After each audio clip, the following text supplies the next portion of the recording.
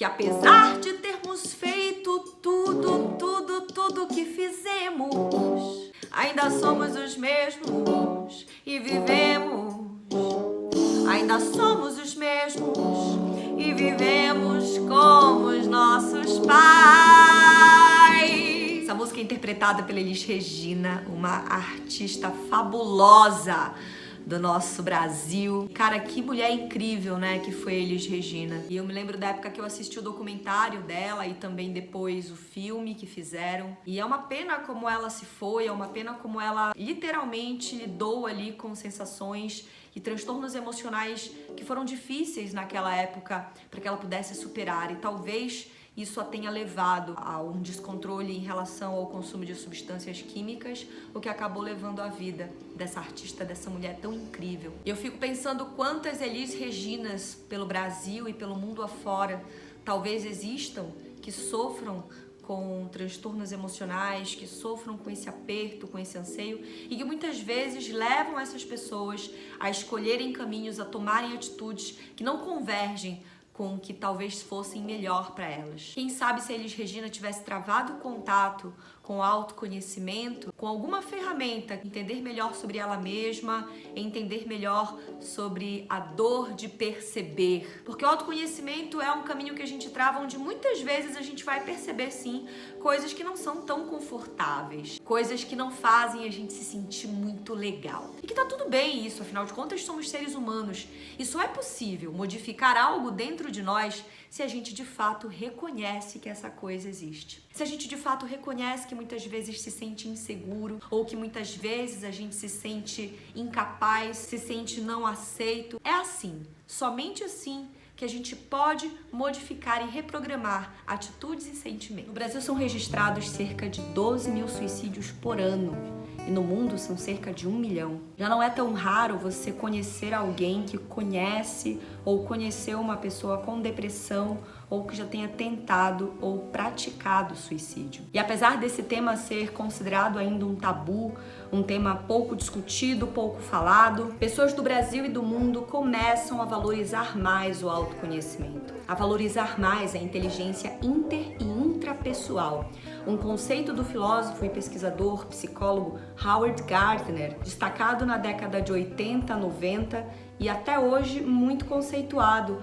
e legitimado pelos estudos sobre psicologia e desenvolvimento humano. Segundo a filósofa Viviane Mosé, vivemos um esgotamento civilizatório. Já não basta uma exaustão ambiental, também vivemos uma exaustão humana, onde nossos recursos essenciais como seres humanos, de querer estar em sociedade, de se sentir inserido de alguma forma, vai se esgotando, vai se esvairindo devido à alta competitividade, o consumismo e a tecnologia que está o tempo todo interferindo na nossa vida de alguma forma. Segundo os estudos de psicologia e filosofia da história da humanidade, é quase que impossível uma pessoa não ter um impacto na sua saúde mental que precisa ser olhada com atenção, sobretudo depois de uma pandemia mundial, né?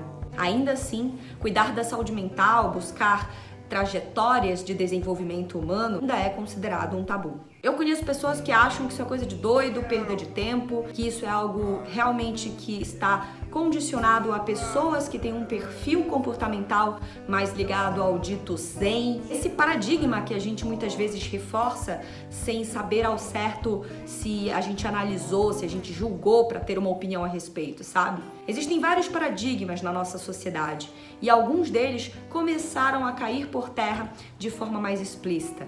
E um deles é o do autoconhecimento. Você sabia que na Idade Média transtornos mentais eram considerados maldição do divino e que essas pessoas eram presas, torturadas, mortas, assassinadas e queimadas, inclusive? Isso aos pouquinhos vem mudando e hoje é possível perceber que as pessoas já entendem que isso é importante. Nossa saúde mental está sendo extremamente afetada. É praticamente impossível você sair desse momento histórico sem um reflexo emocional e mental na sua vida, sem algo que te marcou totalmente. E o quanto isso está diretamente relacionado com o nosso corpo físico, né? Sentimentos também atuam de forma negativa sobre o nosso corpo. Não à toa a gente teve tantas mudanças para além do que a gente já teve que se adaptar com essa pandemia. É que se a gente não está atento às nossas emoções e à qualidade do que sentimos, da forma como a gente reage, da forma como a gente digere determinadas situações, isso pode se agravar, isso pode ganhar tanto espaço na nossa vida que vira patológico. É daí que surge a depressão, é daí que surge a síndrome do pânico, é daí que surgem os transtornos de ansiedade. Esse assunto é sério e tem que ser tratado de uma forma respeitosa, porque tem muita gente que sofre disso silenciosamente, por medo de ser julgado, por medo de ser excluído e não aceito pelas pessoas, pelos amigos, quando isso, na real, é mais normal do que a gente imagina. Podemos sim interferir muitas vezes antes que isso se transforme numa patologia. E aí as ferramentas são diversas. Sessões de terapia, você pode ir no psicólogo, você pode ir no psiquiatra. Você pode também utilizar de outras ferramentas que não terapias, mas, por exemplo, o treino da respiração consciente. Treinar a respiração, já falei aqui uma série de vezes, é uma das ferramentas de autoconhecimento e que te conecta com o que você tem em essência. Um breve momento em que você para esvaziar-se, voltar-se para dentro, se perceber tensões, perceber pensamentos que fixamente estão aqui contigo, como e porquê. As principais palavras são aquelas que nós dizemos para nós mesmos, para nós mesmas. Ah, mas eu não consigo. Ah, mas meu braço é curto. Ah, mas isso é muito difícil. Quantas coisas a gente vai ter que ficar repetindo e formando como crenças que nos limitam, que não deixam com que a gente progrida e até mesmo com que a gente mude em relação a crenças que poderiam ser antes muito fortes, muito solidificadas na nossa mente. Quando eu achava que eu só ia ser feliz realmente se eu fosse uma atriz muito famosa e bem-sucedida, eu me vi afundada num extremo processo de depressão e frustração por ainda não ter realizado isso com 32 anos de idade. Isso fez com que eu bloqueasse o meu desenvolvimento e os meus potenciais para outras coisas, para ajudar outras pessoas, por exemplo, ou até mesmo para contar a minha história aqui e essas pessoas se identificarem comigo, porque nem todo mundo consegue de primeira assumir as suas vulnerabilidades. É difícil para mim também, eu sou um ser humaninho igual a todo mundo, mas como eu já disse, nós só conseguimos atuar sobre aquilo que a gente enxerga, e daí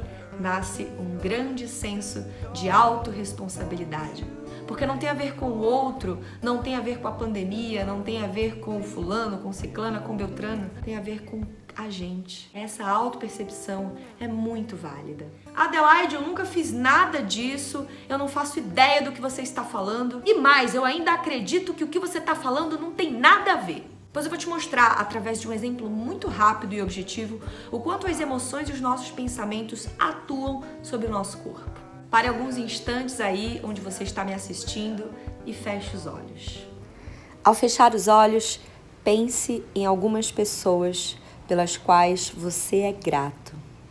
Pessoas que somam na sua vida de alguma forma, pessoas que contribuíram ou contribuem todos os dias para que você tenha momentos felizes, para que você tenha momentos de aprendizado, momentos de carinho, de afeto, momentos de alegria.